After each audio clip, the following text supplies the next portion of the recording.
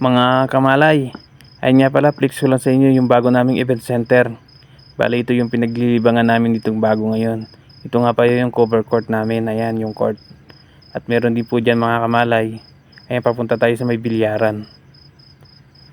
Ayan mga kamalay, yung bilyaran namin. Bali, 2 mesa yan mga kamalay. Tapos yung katabi niya nga pala dyan, ayan yung table tennis. At doon naman sa may second floor, at akit tayo sa may second floor mga kamalay, nandun naman yung gym kung gusto niyo magpalaki ng katawan. Ayan mga kamalay, at paakit na tayo sa taas. Ayan, medyo nandun na nga pala sa second floor yung gymnasium mga kamalay. Ayan, akit tayo sa taas mga kamalay.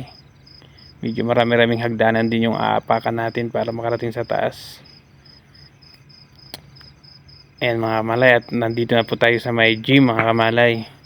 Ayan nga pala yung kung gusto nyo mag-exercise, nandito yung bicycle. Ayan.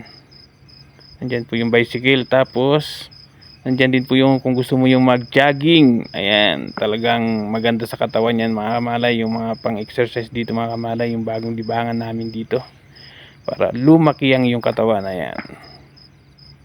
Tapos pupunta naman tayo mga kamalay dun sa pampalaki ng katawan.